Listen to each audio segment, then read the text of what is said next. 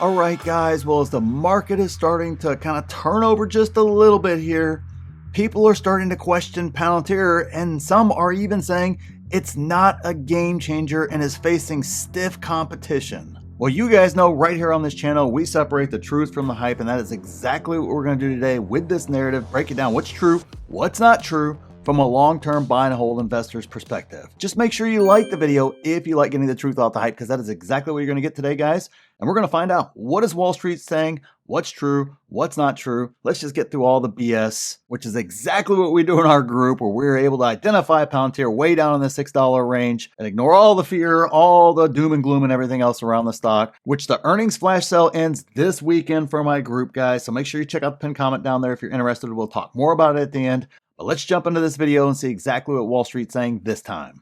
But now to continue our AI and tech-related conversation, we're focused on Palantir.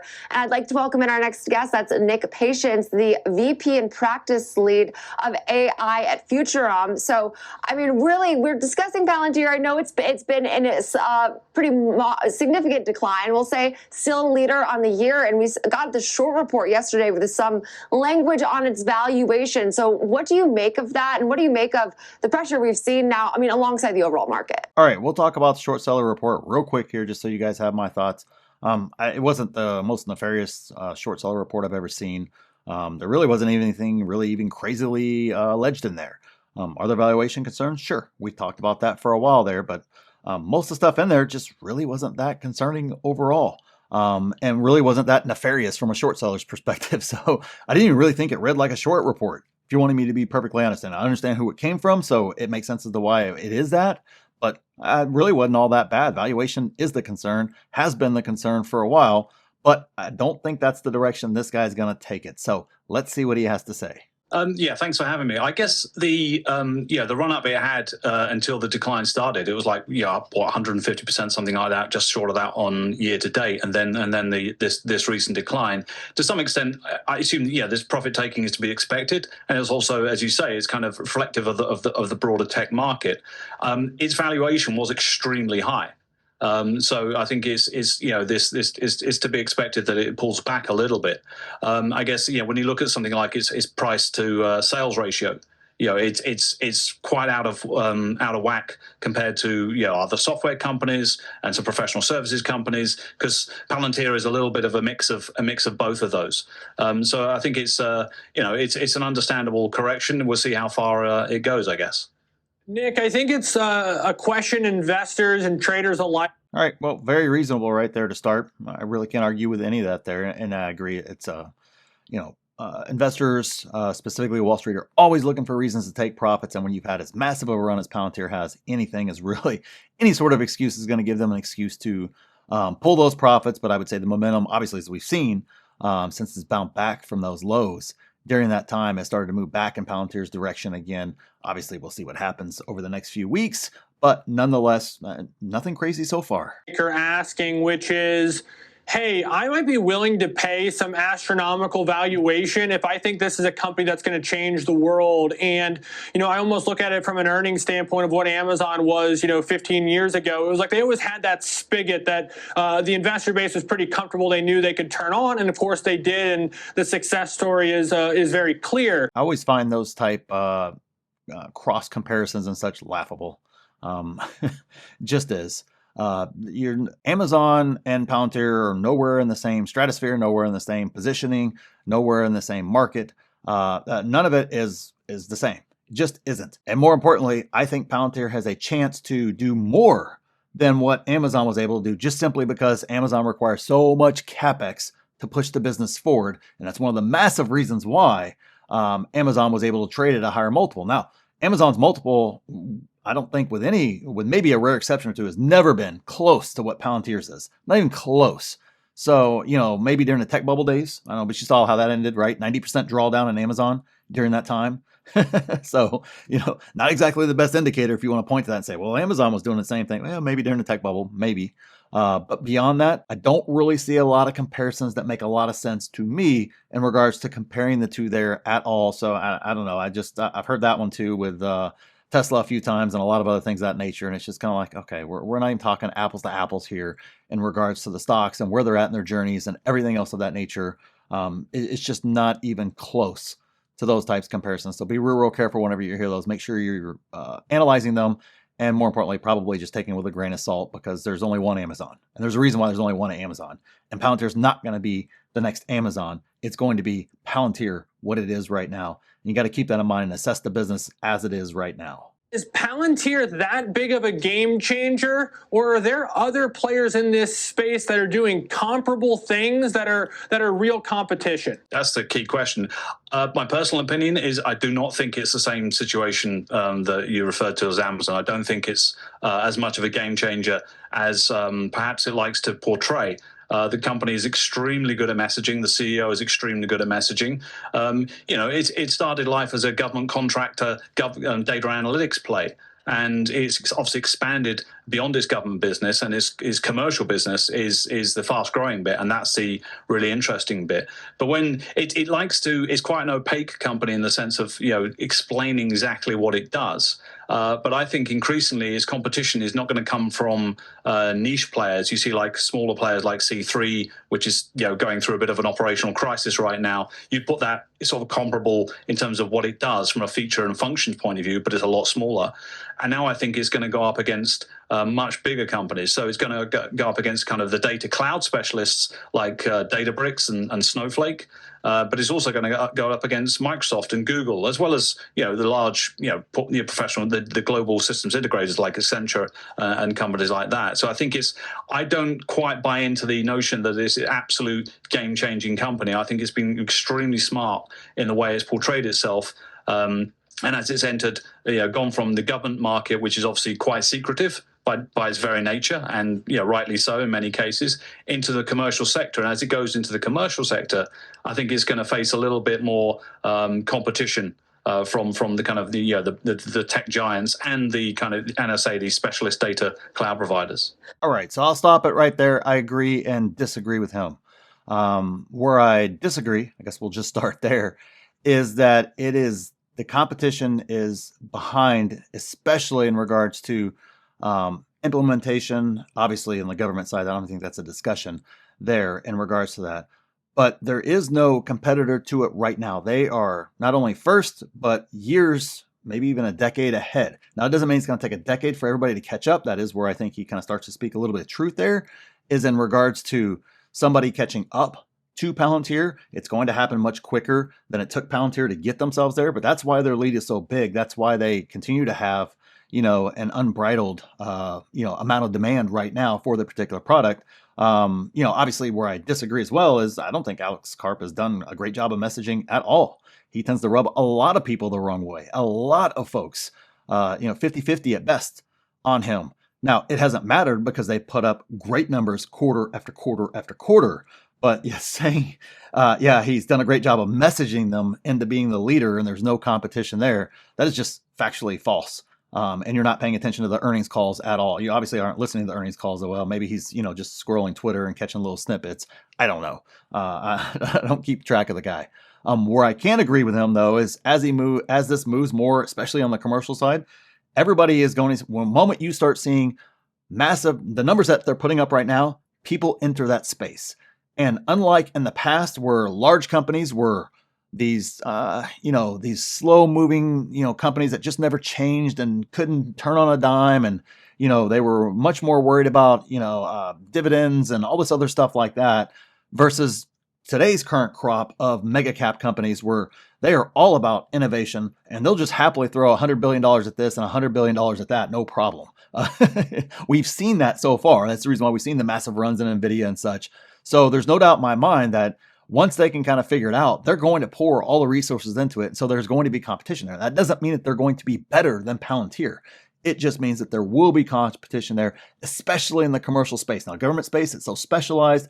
There's so many different layers and nuances to it that it takes, honestly, a decade to figure out how to just really ingrain yourself in the government, much less be an effective partner to where they want to use you. And it just, that right there to me, that government side will always be Palantir's massive edge over everybody else. I don't see a competitor coming in and competing on the government side ever I'm sure at some point in time it will, but in any time, the foreseeable future. But if you told me 5 years from now, Microsoft or Google or one of the other large tech companies can't have a product there that is at least comparable to where some folks are choosing that over Palantir in the commercial space, I think at that stage you would be underestimating the competition there. So I kind of agree with that piece. The rest of it, I'm just kind of like, okay, whatever, typical Wall Street speak there, obviously to be ignored. So regarding its valuation, I mean, we can all, I think, see how clearly elevated it is, which I do think then you can make the argument, hey, it's basically pricing in substantial growth, which it's proven to do time and time again. But the critics of the valuation say, I mean, like it's run hugely ahead of itself. And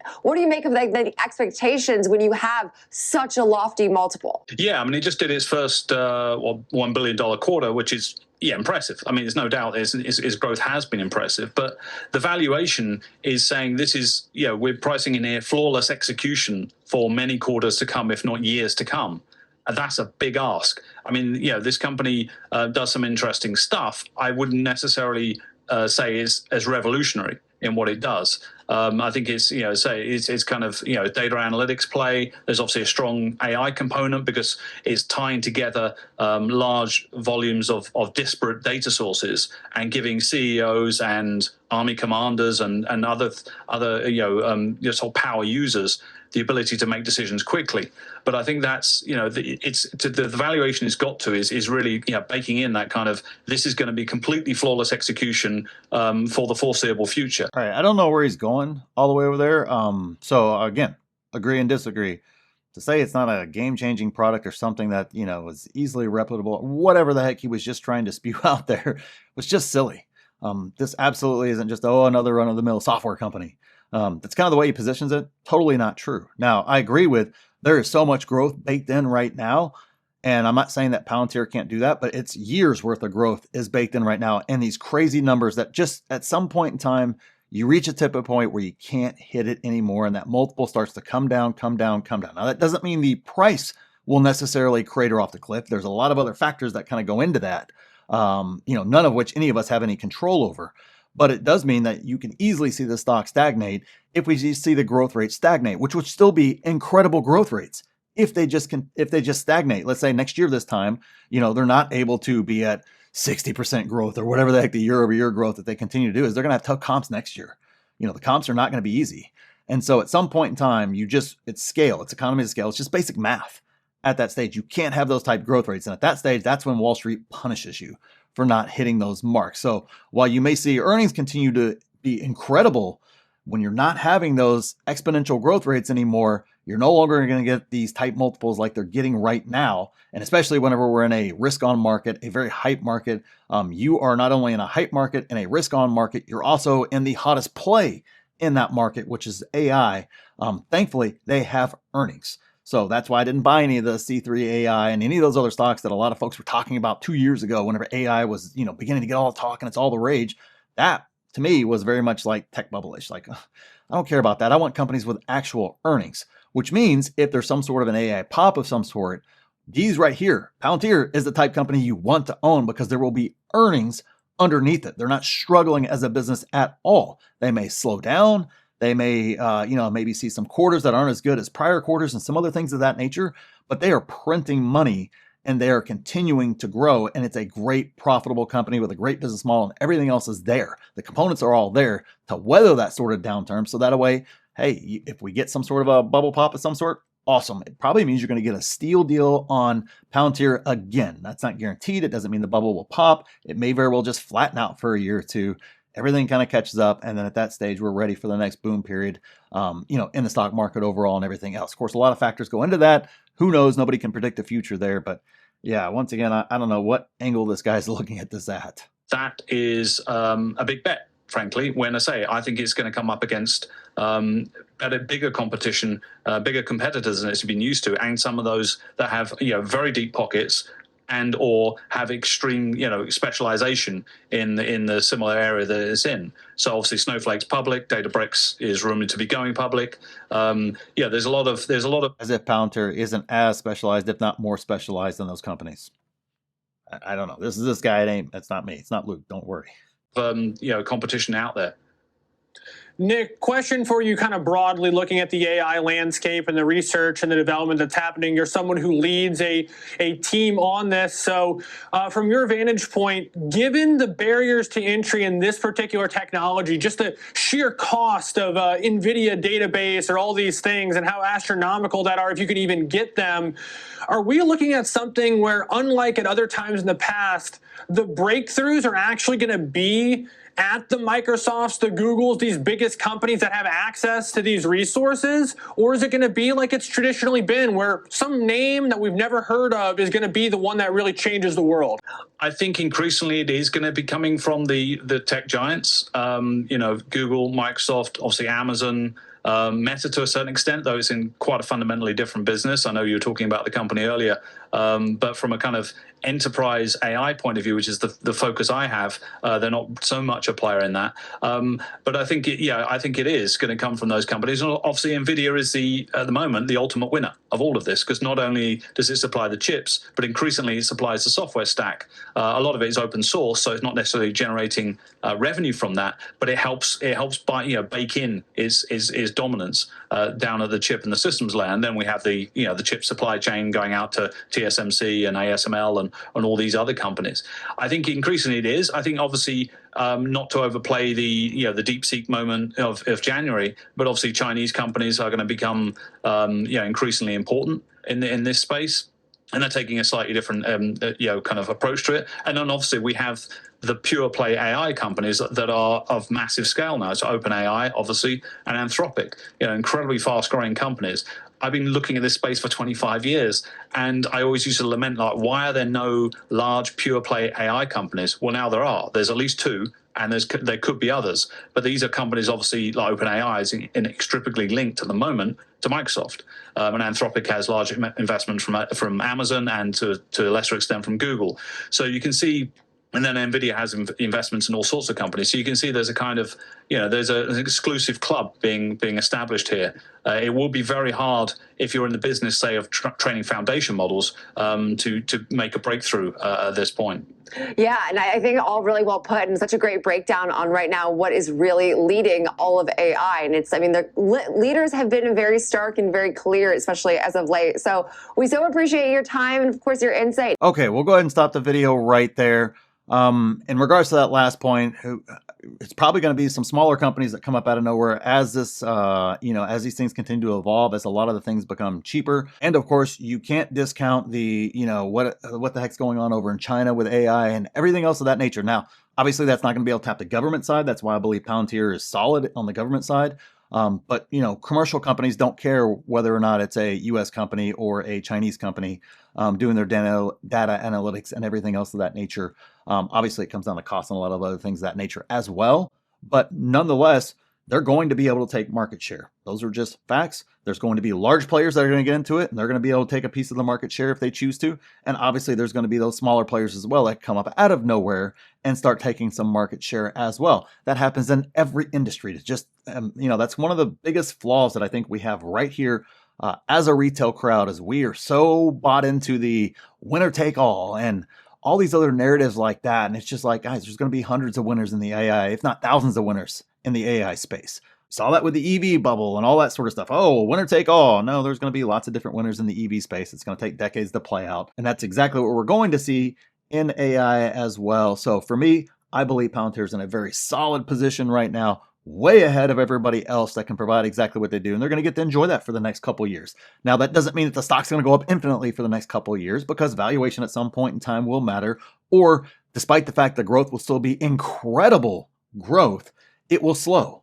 And Wall Street doesn't care about anything else. They'll just go, oh, growth story's over with. And you'll start seeing all the negative headlines and all the people coming out saying, oh, I don't know, Palantir may be in trouble here. Something's going on, Maybe it's the competition. Maybe it's, XYZ or, I don't know, whatever, narrative at the time that will sell. That right there will be when our big opportunity comes again in Palantir. And that will happen. Nothing goes up in a straight line forever. It has never happened in the history of the stock market. And I'm sorry, although I think Palantir is wonderful, I'm so glad we were in on this stock super early and we're able to enjoy getting those super cheap shares for years. It's not going to be up in a straight line forever. I would love for that to be the case. Of course, I'm a big winner if it happens to happen, but Never happened in the history of the stock market. That is why I focus on the performance of the business itself. That's why I focus on those earnings calls, how they are growing. I could care less about, because Wall Street, growth rate, we'll just say it was 45%. Now all of a sudden it's down to 39%. Okay, Wall Street's going to punish the stock for that. Me as an investor, I'm going, still an incredible growth rate. Love exactly what I'm seeing. And I'm sure there will be other things in the numbers that will also tip me off to, hey, this business is just getting better. And you can't sustain those type growth rates forever, more importantly. That's why I chuckle anytime somebody throws out ridiculous, oh yeah, it's just going to grow 50% for the next 10 years. Laughable. Not going to happen. Those sort of things. That right there is where you got to ignore the hype birds just as much as the guys like this who are just, create narratives to create narratives, whatever the case is. You got to learn to ignore both. Focus on that valuation piece more importantly, and understand those fundamentals of the company, which is exactly what we teach in my group right there. The earnings flash sale ends this weekend. Guys, if you need to learn this, if you don't understand this, when the next time the market corrects or we have any sort of chaos on the market, you're not going to know what to do. You're not going to be able to buy those undervalued shares and be able to be up 100% in a large cap stock in a year, and a lot of other things of that nature. You're not going to be able to pick up Palantir on the cheap if it goes on the cheap, SoFi on the cheap, all the other stocks that we love. You've got to understand that. That's what we do through free coaching, free courses, the best 6, 7, and 8 figure Discord out there. I have live Q&As every single week. Obviously, you can ask me questions in the Discord, slide into my DMs. There is so much involved in the group. You get so much access to so many great investors there. Check it out. It's the pinned comment. Take advantage of the sale before it expires. And click this video here if you want to see exactly what I'm buying in this market. And click here to see my exact plan for this market. So thanks for watching, and we'll see you in the next one.